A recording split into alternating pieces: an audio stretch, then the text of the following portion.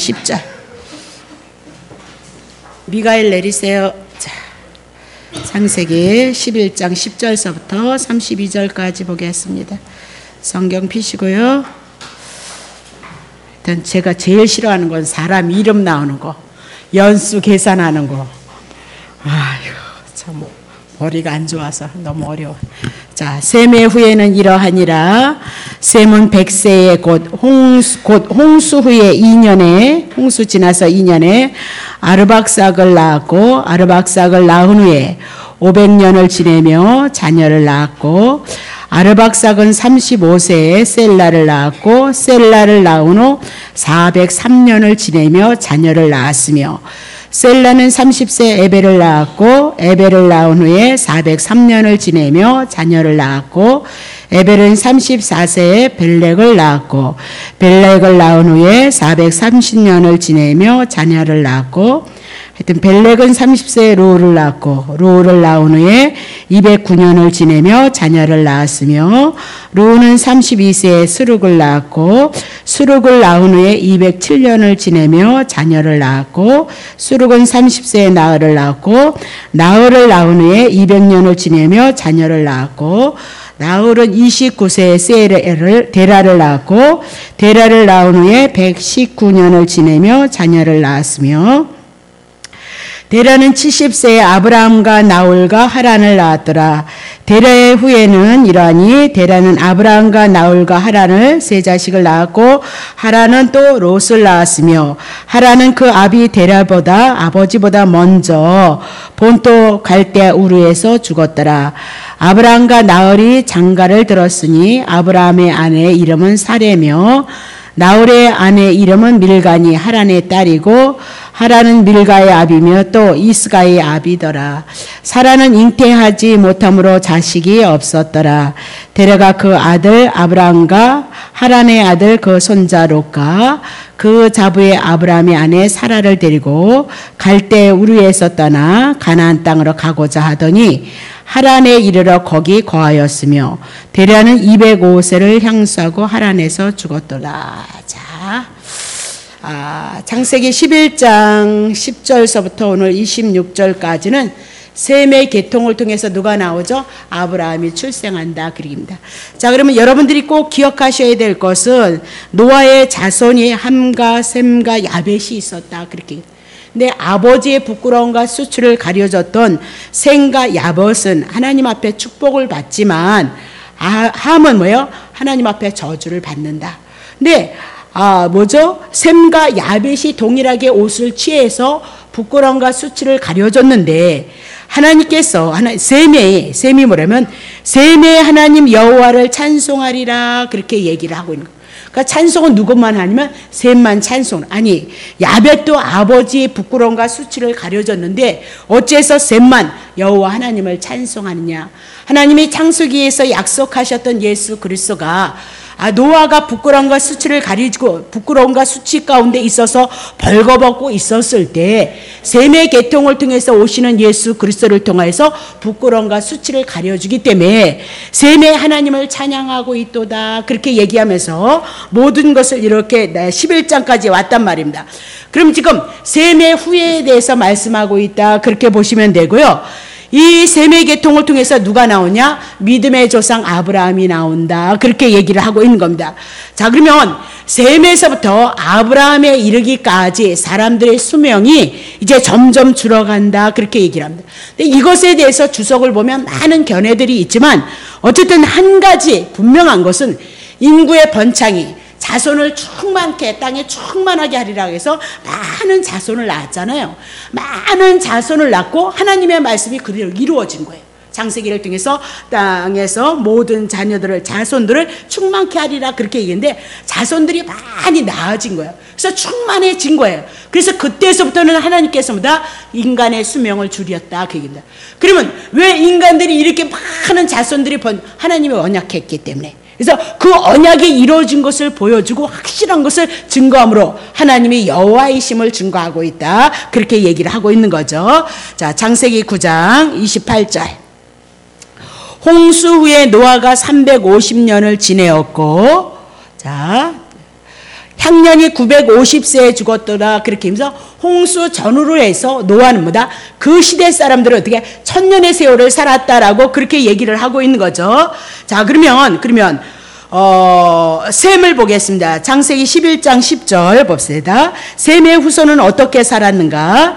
셈의 후에는 이러하니 셈은 100세 곧 홍수 후 2년에 아르박삭을 낳았고 아르박삭을 낳은 해 500년을 지냈으니 있고 자녀를 낳았도다. 그러면서 셈에 대해서 얘기해. 500년의 자녀를 낳고 100세에 2년 후에 아르박삭을, 그러면 언제 살았어요? 한 600년을 살았다. 그렇게 얘기하죠. 전후로 해서. 그러니까 노아는 천년의 세대를 살았다면 이제 인구 번창이 있음으로 말미암아 자손을 번창케 하리라는 그 말씀이 이루어졌기 때문에 이제는 자손을 어떻게 수명들을 일찍 이렇게 단명을 시키더라. 그 얘기를 하고 있는 겁니다. 자, 그럼 다시 봐요. 600세까지 100세하고 플러스 500세 하면 600세 살았다. 그렇게 얘기하죠. 24절 보세요. 나홀은 29세에 데레를 낳았고, 그리고 25절 데라를 낳은 후 119년을 지냈으니까 자녀를 또 낳았으니까요. 119년 플러스 29하면 한 149년, 148년, 한 150살을 살았다. 그렇게 얘기를 하고 있죠. 그러면 셈은 600세까지 살았는데 지금 누구요? 나홀은 어떻게 돼요? 150세까지. 그래서 이렇게 수명이 줄어들고 있다. 그렇게 얘기를 하고 있는 겁니다. 자, 그럼 다시 한번 볼게요. 11절. 아르박삭을 낳은 해 500년을 지내며 자녀를 낳았도다. 그러면서 수명이 어떻게 해요? 500년으로 줄었죠. 다시 13절 보세요. 13절. 셀라를 낳은 해 403년을 지내며 자녀를 낳았고, 그러면서 500년 지나고 403년으로 또 떨어지죠. 다시 보세요. 17절 보세요. 17절. 벨락을 낳은 해 430년을 지내며 자녀를 낳았도다. 하면서 430년을 얘기를 해요. 자, 19절 보세요. 루를 낳은 해 209년을 지내며 자녀를 낳았도다. 그렇게 얘기하죠. 209년. 또 21절 보세요. 수룩을 낳은 후에 207년을 지내며 자녀를 낳았도다. 그렇게 얘기를 하고요. 25절 보세요. 데라를 낳은 해 119년을 지내며 자녀를 낳았도다. 그래서 이것에 대해서 많은 성경의 학자들이 이렇게 저렇게 많이 얘기를 하고 있는데 제가 보는 관점은 그런 거예요. 왜 하나님께서 이렇게 수명을 향하여서 자꾸 줄이느냐. 이미 하나님의 언약이 확실하게 이루어져서 많은 자손들이 충만해졌기 때문에 인간들의 수명을 줄여가고 있다. 그렇게 보시면 되는 거죠. 자, 그러면 그거는 그렇게까지만 하시면 돼요. 그리고 오늘은 이제 데라의 아브라함의 아버지 데라를 통해서 그 자녀들에 대한 관계, 그리고 창세기 12장을 들어가기 위해서 아브라함에 대해서 데라에 대해서 이렇게 전조를 깔고 있다는 거죠. 그래서 여러분들이 데라를 통해서 아브라함과 나홀과 하란이 나왔다는 그 배경을 깔고 아브라함에 들어가야 아브라함을 통해서 하나님이 배후에서 역사하시는 하나님을 여러분이 쉽게 이해할 수 있다 그 얘기입니다. 그래서 오늘은 그 배경을 깔리라 그렇게 봅니다. 자, 그러면 26절서부터 보세요. 26절. 데라는 아브라함의 아버지는 70세에 아브라함과 나홀과 하란을 낳았더라. 자, 27절. 데라의 후에는 이러한데 데라는 아브라함과 나홀과 하란을 낳고 하란은 롯을 낳았어요. 자식은. 자, 하란은 그 아비보다 먼저 본토 갈대 우르에서 죽었더라. 29절까지인가요? 자, 네, 그러면 됐습니다. 거기까지 합시다. 그러면, 자, 아브라함의 부친 데라는 아비 나홀보다 먼저 죽었다. 그렇게 얘기하고, 하나님께서 우리들에게 첫 번째로 약속하셨던 것이 뭐냐면, 창세기 28장, 1장 28절을 놓치시면 안 돼요. 그래서 생육하고 번성하게 하시려고 인간의 수명을 길게 하셔서 자식을 많이 낳게 했습니다. 근데 어느 정도 인간의 수명이 길어지다 보니까 자식을 낳고 하는 그 시간대가 너무너무 많아졌어요. 그래서 어떻게 자손 번성이 이루어졌다. 그래서 이제 그 약속이 이루어짐으로 말미암아 수명을 짧게 하셨다. 그렇게 얘기하고 오늘 창세기 11장 10절서부터는 누구의 후예이다? 셈의 후예이다. 셈의 후예를 통해서 누가 나오냐? 믿음의 조상 아브라함이 나오고 있도다라고 그렇게 얘기를 하고 있는 겁니다. 그러면 여기서 셈의 후손들이 오랫동안 자녀를 낳았다는 것을 밝혀주지만 자녀들의 이름에 대해서는 기록하고 있지 않다 그 얘기입니다. 그러면 이렇게 이 계보, 그들의 자손에 대한 이 계보를 통해서는 우리들이 보여주고 알게 하고자 하는 의미가 분명히 있다, 그렇게 얘기하고, 단순한 어떤 계보에 대한 내용이 아니고 사람의 이름을 역사적으로 밝히려는 것이 아니고 하나님께서 노아에게 언약을 하셨거든요. 그러니까 노아에게 언약하신 그 언약을 그대로 이루어간다는 것을 가르쳐주고 보여주셔서 여호와 하나님만이 하나님이심을 증거한다, 그 얘기입니다. 그러니까 여러분에게 말씀해 있죠. 하나님은 전능자다, 그 얘기입니다. 여호와는 먼저 말씀하시고 말씀하신 것을 이루는데 전능하신 하나님, 그분의 힘과 능력으로 하나님이 말씀하신 것을 분명히 이루신다, 그 얘기입니다. 그래서 구약에는 하나님께서 아브라함을 통해서 약속하셨던 그 모든 사건들이 그대로 실질적으로 이스라엘 역사 속에서 이루어진다, 이 말입니다. 그것이 실제로 이루어져야만이 그분이 하나님이지, 이루어진지 안 이루어진지도 모르면서 우리가 예수를 믿는다면, 하나님을 믿는다면 도대체 무엇을 근거로 해서 우리가 믿음이라 얘기할 수 있겠느냐, 그 얘기입니다. 그냥 믿으면 돼. 근데 그게 나중엔 우리들의 믿음의 내용이 되어지지 않더라, 그 얘기입니다.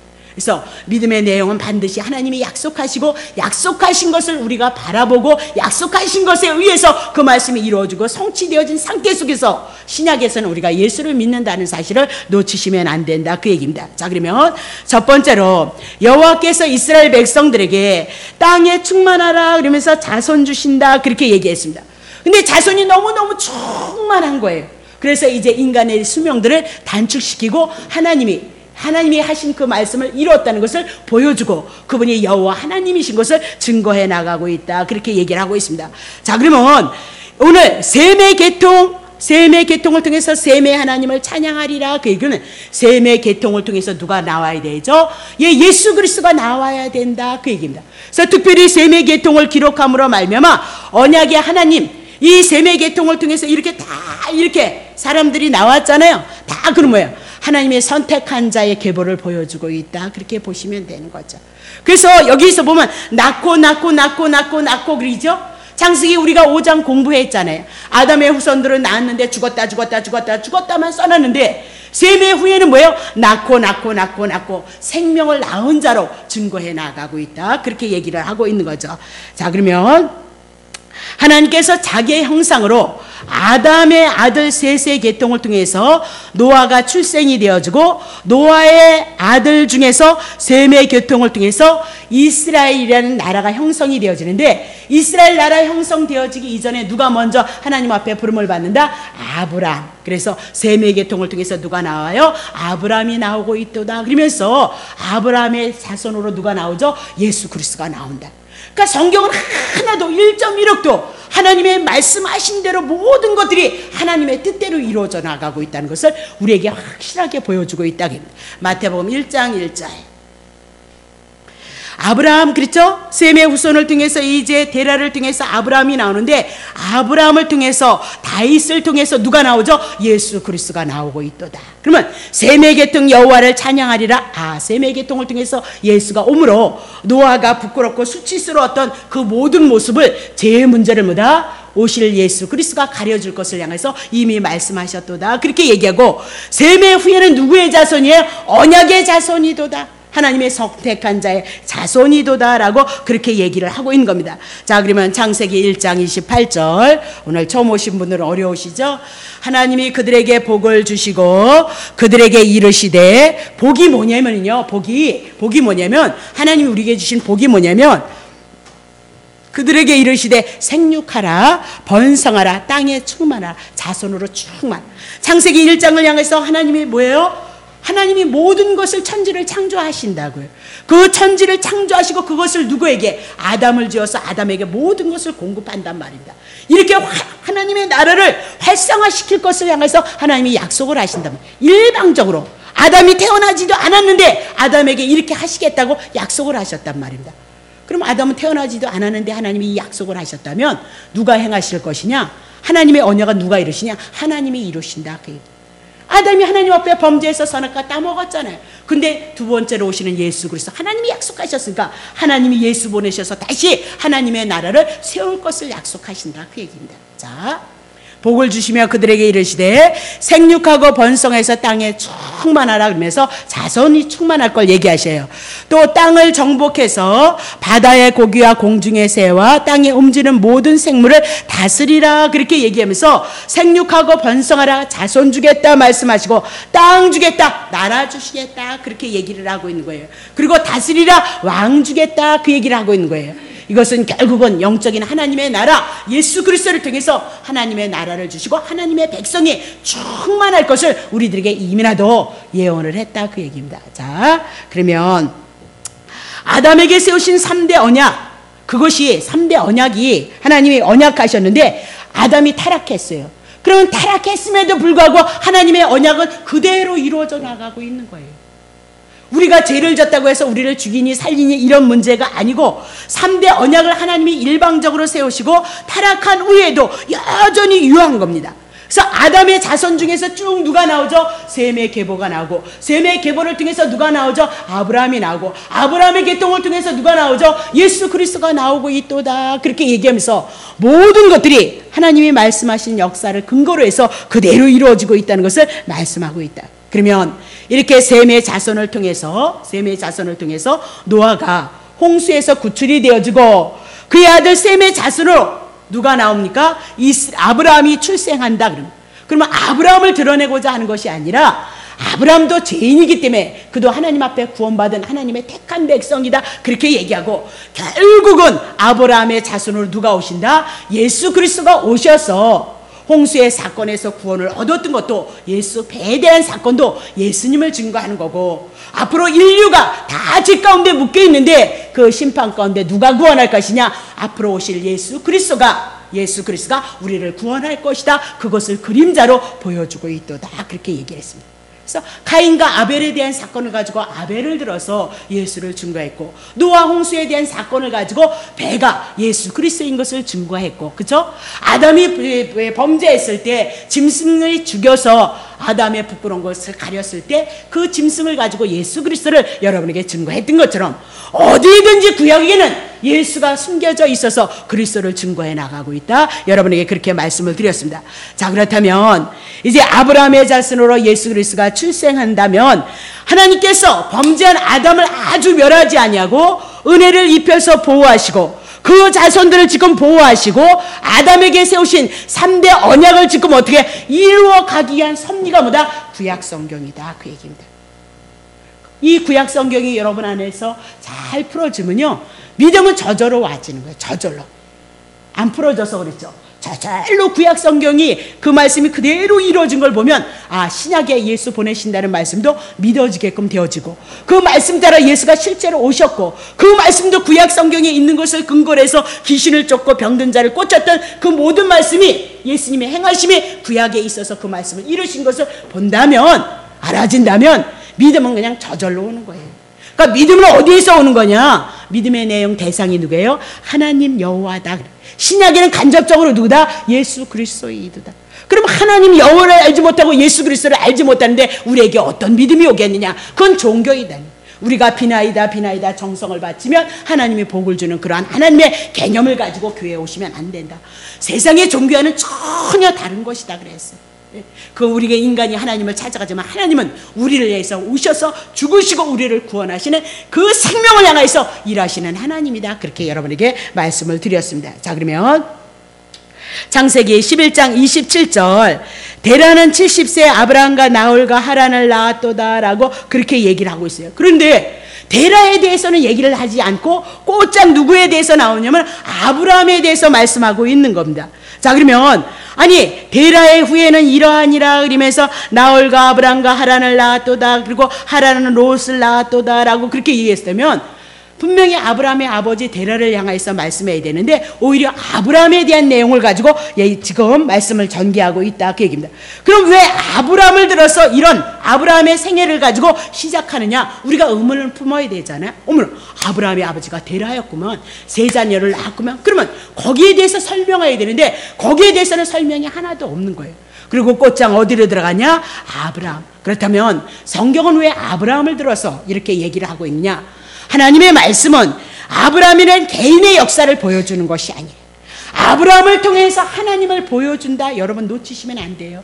이삭을 통해서 하나님이 누군가를 보여주고 야곱을 통해서 요셉을 통해서 하나님이 누구인가를 보여주기 위한 계시체 도구에 지나지 않아요. 오늘 여러분과 내가 이 땅에 하나님 앞에 귀한 생명으로 부름을 받아서 예수 그리스도가 여러분 안에 왔다면, 그 예수 그리스도가 여러분의 주인이 되어졌다면 그리스도를 드러내는 삶으로, 그것을 증명하는 삶으로, 하나님 앞에 영광을 돌려드리는 삶으로, 그것이 여러분의 삶의 목적. 하나님은 그것을 위해서 은혜를 주시고 그것을 위해서 여러분의 능력을 주시고 그것을 위해서 여러분 축복하는 거예요. 여러분 개인의 생애를 향해서 축복하고 여러분의 개인의 생애를 위해서 행복하고 여러분 삶을 드러내기 위해서 하나님이 은혜 주시는 거 아니라니까요. 그래서 구약에 있는 모든 인물들은 다 하나님을 드러내는 계시체라는 것을 여러분이 놓치시면 안 돼요. 그래서 어느 누구도, 어느 인간도 하나님 앞에 의로운 자가 없다. 노아가 의인이었도다. 하나님 앞에 먼저 은혜를 입었기 때문에 그가 의인이었다. 그렇게 얘기를 하죠. 우리가 어떻게 예수를 믿음으로 말미암아 의인 되어졌던 것은 하나님의 은혜가 먼저 예전 가운데 있었기 때문에 은혜를 입어서 여러분과 내가 예수를 통해서 의인이 되어졌던 거예요. 노아 의인 아니에요. 네? 의인이었으면 포도주 먹고 빨개벗어서 부끄러움과 수치를 가렸겠어요? 더 깊이 얘기하면 뭐예요? 동성애를 했다. 그렇게 제가 풀어드렸잖아요. 이 땅의 의인은 창세기 3장 이후에는 모두가 다 죄인이다. 그렇게 얘기를 하더란 말입니다. 자, 그러면 실제로 하나님의 선민의 역사에 대해서 아브라함이 믿음의 조상이 되어지니까 아브라함을 통해서 이삭을 통해서 야곱을 통해서 12아들이 이스라엘의 나라의 기초를 이루니까 하나님의 선민의 역사를 기록하기 위해서 누구를 부르신 거죠? 아브라함을 부르고 있다. 그렇게 얘기를 하고, 아브라함을 통해서 본토와 친척을 떠나라. 그렇게 얘기를 하는데, 그 시작이 누구로부터 시작이 되냐? 아브라함의 아버지 데라로부터 시작이 되어진다. 그렇게 얘기를 하고 있는 겁니다. 자, 그러면 사도행전 7장 2절 봅시다. 봐요. 스데반이 가로되 여러분 부형들이여 들으소서 그러면서 설교를 하는 거예요. 우리 조상 아브라함이 하란에 있기 전 메소포타미아에 있을 때 영광의 하나님이 그에게 보였다. 3절 가라사대 내 고향과 친척을 떠나 내가 내게 보일 땅으로 가라 하시니 그렇게 얘기하죠. 그러면 메소포타미아의 한 성읍에 갈대 우르에 살고 있었다. 그 갈대 우르에 있었을 때 영광의 하나님께서 딱 아브라함에게 나타나시고 말씀하셨다. 그 얘기입니다. 그러면 영광의 하나님이란 그분이 영광의 하나님으로 나타났다. 그러면 아브라함에게 그분이 하나님이다라는 것을 하나님께서 계시했다. 그 얘기입니다. 그래서 하나님이 아브라함에게 계시함으로 그분이 하나님인 것을 알았다. 그러니까 그 이전에는 아브라함은 하나님을 알지 못했기 때문에 하나님이심을 계시체로 드러냄으로 말미암아 하나님을 알게 했다. 그렇게. 근데 성경에서는 아브라함을 향해서 말씀하기를 시작했을 때 그가 자녀가 없었고 무자했도다라고 그렇게 얘기를 하고 있는 겁니다. 그러면 그때 당시 자식이 없었다. 그 얘기는 대가 끊어진다는 의미이고, 두 번째 자기가 소멸된다는 의미이고, 그 당시는 신으로부터 버림을 받은 상태다라고 얘기를 하고, 그래서 수치고 죽은 자로 취급을 받았다. 그렇게 얘기를 하고 있는 거죠. 그러면 아브라함이 이렇게 창세기 12장을 향해서 부름을 받았을 때 아브라함은 어떤 이대함도 없었다는 거죠. 자기 이름을 드러낼 만한 전혀 근거 없는 그런 사람이었다는 거예요. 근데 누가 선택하셨느냐? 하나님께서 아브라함을 선택하셨다. 그렇게 얘기를 하고 있는 거죠.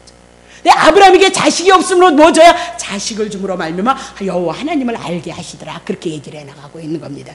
자, 그러면 아브라함에게서 어떤 이대함이나 자기의 이름을 낼 만한 근거가 전혀 없는 상태 속에서 하나님은 아브라함을 선택하시고 시작하시고, 또 갈대 우르를 떠나서 최초 이동은 하나님의 섭리가 있기 때문에 데라를 통해서 아브라함을 향하여서 이렇게 움직임이 시작이 되어졌다. 그렇게 얘기를 하고 있는 거죠. 그럼 당시 사회는 시적 사회였다는 겁니다. 그 시적 사회에서 아브라함이 75세라고 이렇게 얘기하죠. 데라가 75세라고 그러죠. 그 당시에 자기가 기거했던 그 삶을 떠난다는 것은 굉장한 두려움이 있다. 그렇게 얘기를 하고 있는 거죠.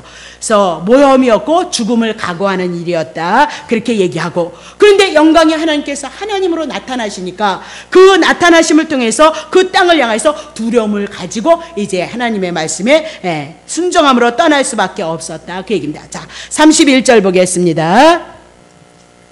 데라가 그 아들 아브람과 하란의 아들 그의 손자 롯과 그 자부 아브람의 아내 사라를 데리고 갈대 우르에서 떠나 가나안 땅으로 가고자 하더니 하란에 이르러 거기 거하였도다. 그렇게 얘기하면서 하란을 이동하는 데까지 주도권은 아브람의 아버지 누구예요? 데라였도다. 그렇게 얘기를 하고 있습니다.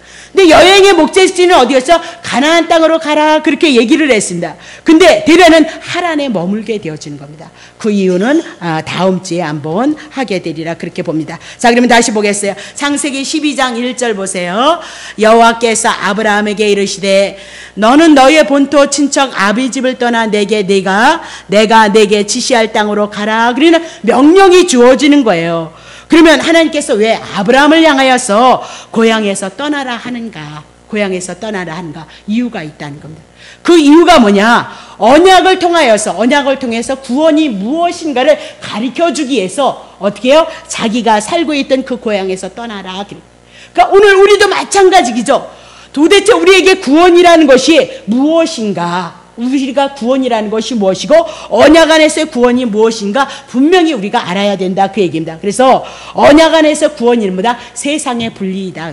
그러니까 아브라함이 하나님이 부르셔서 하나님의 구원의 자녀로 선택하시는 그 과정 속에서 자기가 기거했던 그 땅을 떠나라 그렇게 얘기하고 분리되어지는 것이 뭐다? 하나님의 언약 안에서의 구원이도다 그렇게 얘기를 합니다. 그러니까 아브라함이 살던 갈대 우르에는 많은 우상들이 살고 있었다. 많은 우상들이 있었단 말입니다. 31장 53절 봅시다. 아브라함의 하나님, 나홀의 하나님, 그들의 조상의 하나님, 우리 사이에서 판단 없어서 하매 야곱이 그 아비 이삭의 경외하는 일을 가리켜 맹세하고 그렇게 얘기하죠.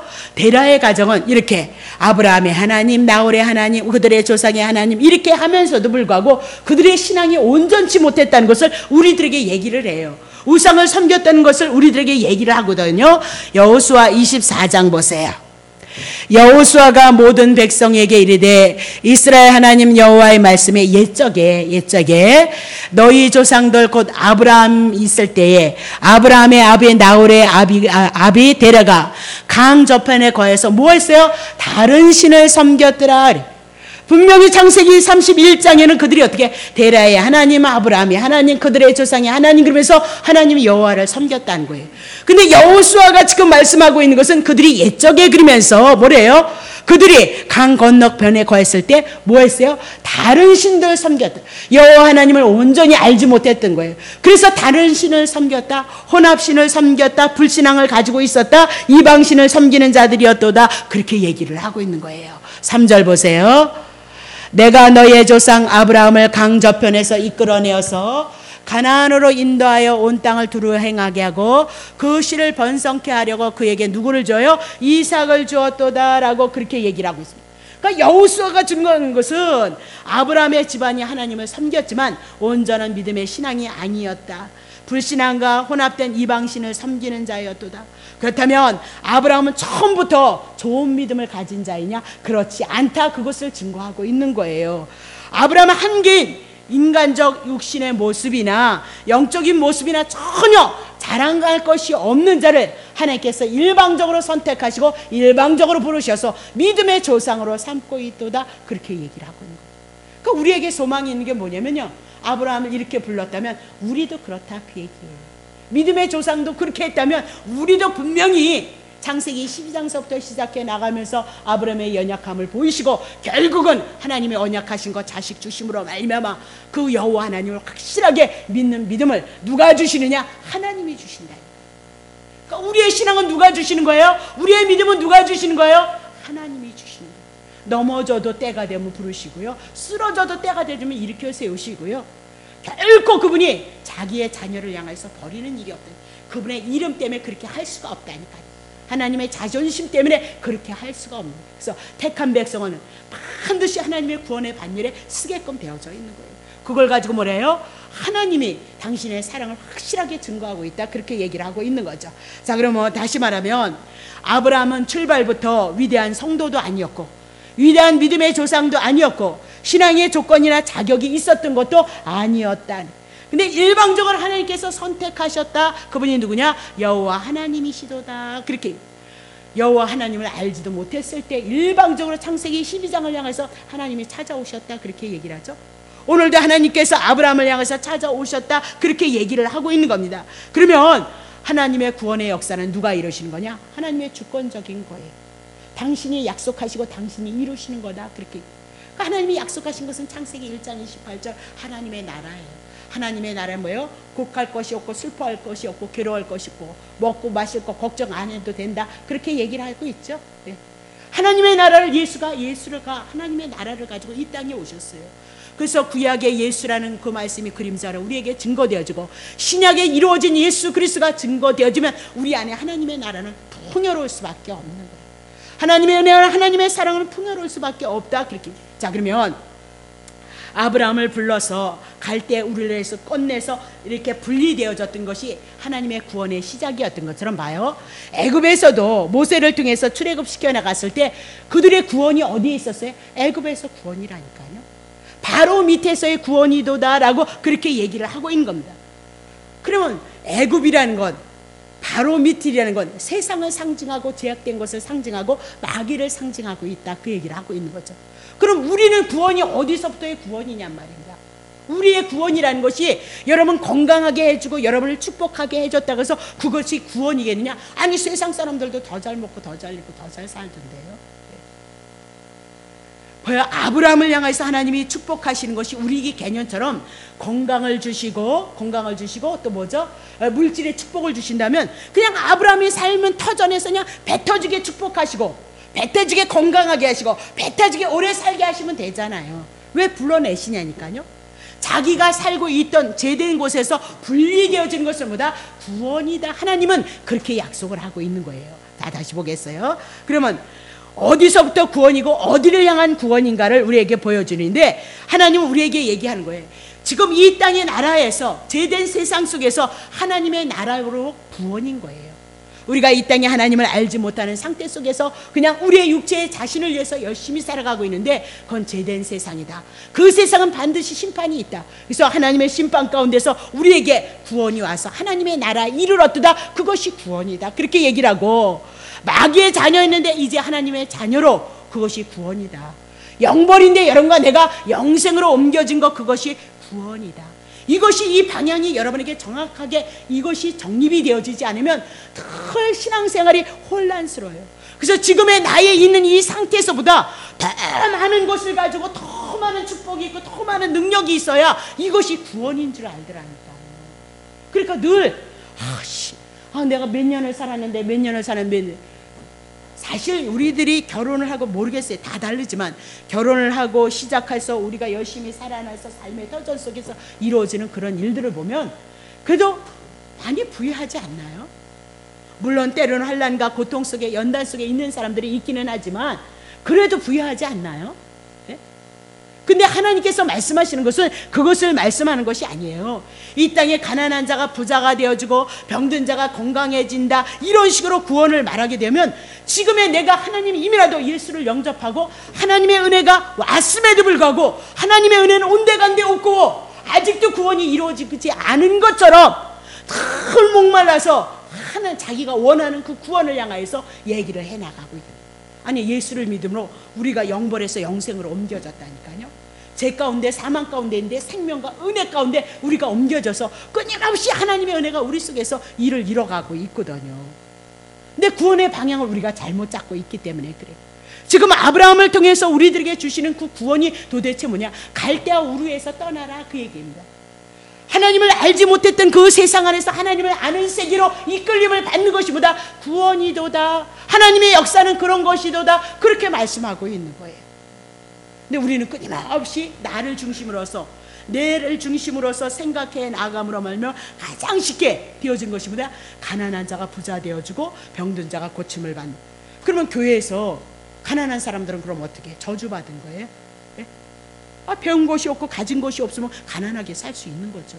그렇잖아요? 사업에 실패하다 보면 또 그럴 수도 있는 거죠. 그럼 그분들은 저주받은 거예요? 교회에 얼마나 아픈 사람들이 많아요?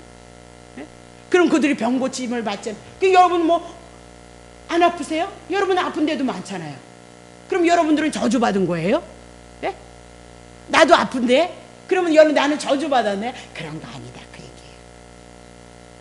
하나님께서 우리들에게 의도하고자 하는 그 뜻을 우리가 정리해 나가지 않으니까 덜 혼란스럽고 믿음의 정리가 되어지지 않으니까 늘 분별이 되어지니까 넘어지고 쓰러진 일들이 분명히 있다 그 얘기입니다. 그래서 하나님께서 아브라함을 불러서 갈대에서 불러냈고 이스라엘 백성을 애굽에서 불러내었던 것, 그것을 모르면 우리가 구원에 대한 것을 정리할 수 없다. 아니 정말 가난한 자가 부자만 되어진다면 뭐 세상 사람들 다 예수 믿을 텐데.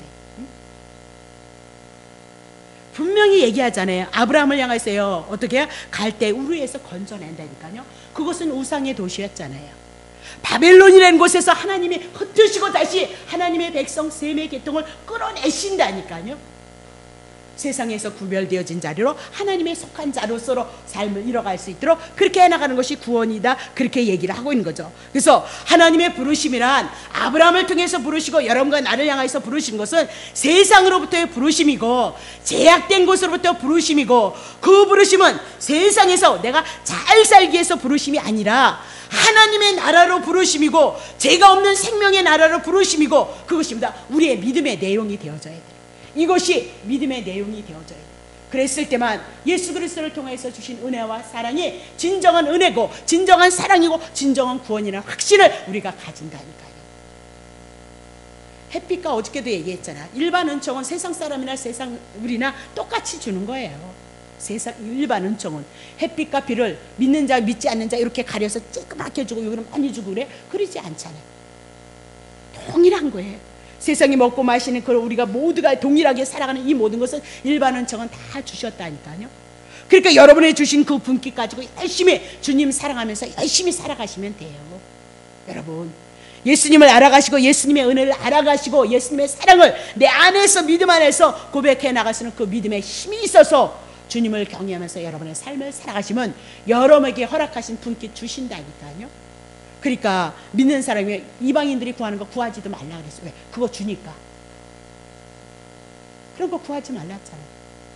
구하지 않아도 준다 그 얘기예요. 하늘에 나는 새도 먹이신다 그렇게 얘기하면서 하물며 너희냐 그렇게 얘기를 했잖아요. 아마도 우리가 이 땅의 삶의 여정 속에서 때로는 고난이라는 것이, 연단이라는 것이, 훈련이라는 것이, 그것이 우리들에게 없는 사람은 한 사람도 없어요. 그것이 없이는 내가 죄인이고 내가 무능하고 아무것도 아니라는 것을 알지 못하기 때문에 반드시 있게끔 되어져 있어요. 그 은혜를 받는 건 뭐예요? 간단해요. 성경은 하나님에 대해서 제시를 하고 예수 그리스도에 제시하고 우리가 죄인이라는 거 제시하는 거 아니에요? 세상 만물을 통해서 하나님을 계시하고 예수 그리스도를 통해서 하나님의 구원에 대한 것을, 자기의 백성을 향한 구원을 향한 것을 성경 전체를 통해서 얘기를 하고, 예수 빠지면 하나님 모른다 늘 그렇게 얘기하는 이유가 거기 있다 그 얘기입니다. 자, 그러면 에베소서 2장 1절서부터 2절 보세요. 너희의 허물과 죄로 죽었던 너희를 살리셨도다 그렇게 얘기합니다. 자, 그때 너희가 그 가운데서 행하여 이 세상의 풍속을 쫓고 공중의 권세 잡은 자를 따랐으니 곧 지금의 불순종의 아들들 가운데서 역사하는 영이니라. 그러면서 아브라함도 우상 숭배했을 때 하나님이 찾아오셔서 부르셨던 거죠. 그러면 하나님을 알지 못했고 허물과 죄로 죽어 있었던 자다 그렇게 얘기고, 공중의 권세 마귀에게 사로잡혀 있었다 그렇게 얘기를 하고 있는 거예요. 그때 누가 찾아오셨어요? 하나님께서 일방적으로 찾아오셨다. 우리도 뭐가 뭔지 모르는데 그냥 가재나 뭐 축복을 한대나 병을 고친대나 막 그러다 보니까 여기까지 와서 뭐라 하죠? 하나님의 말씀을 하는 거예요. 그리고 예수님을 통해서 그 구원이 이루어졌다는 것을 알아가는 거단 말입니다. 자, 창세기 12장 1절.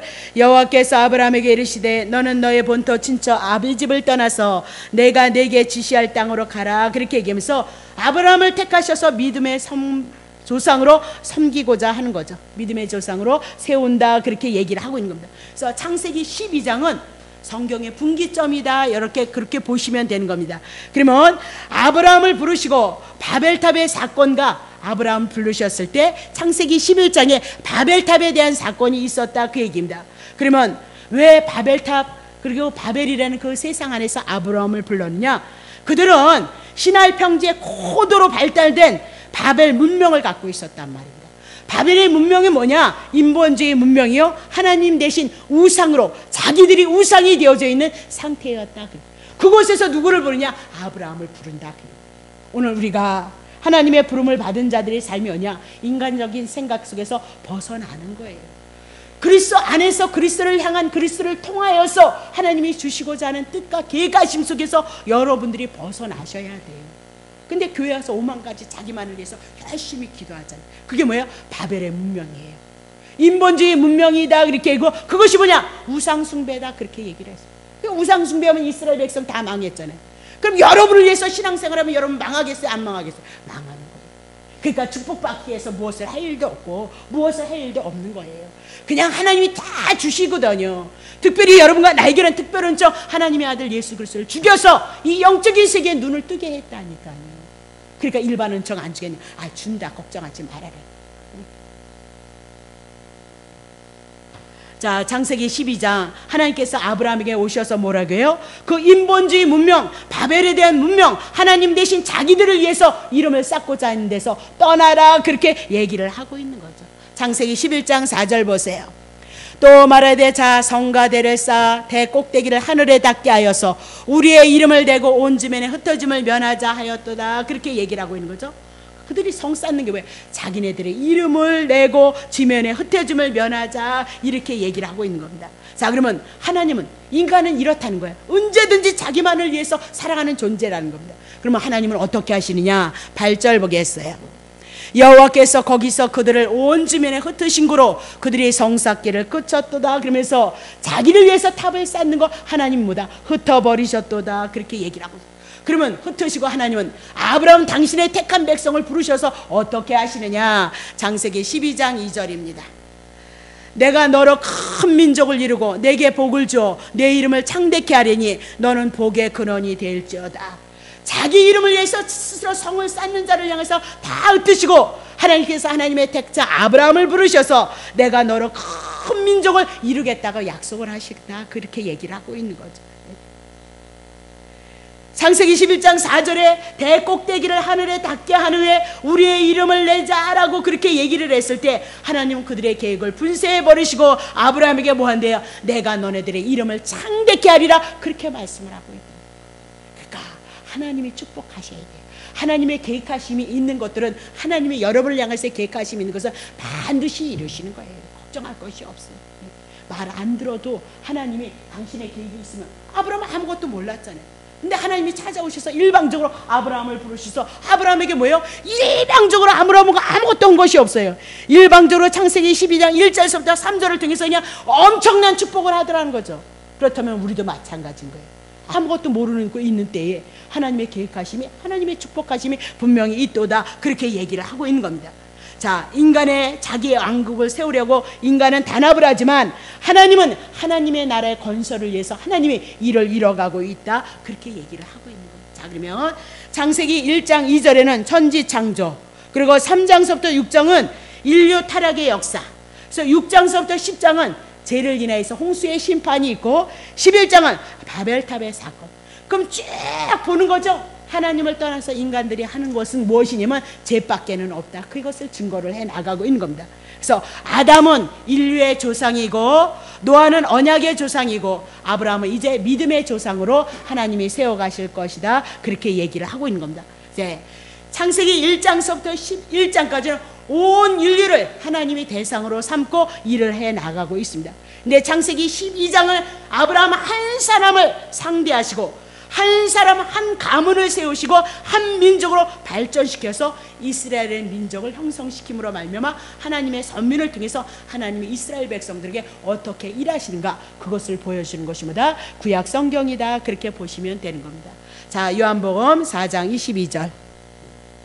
너희는 알지 못하는 거로 예배하고 우리는 아는 것을 유의하니 이는 구원이 어디에서 나와요? 유대인에게서 나온다. 이스라엘을 통해서 하나님의 구원이 나올 것을 말씀하고 있도다 그렇게 얘기를 하고 있는 겁니다.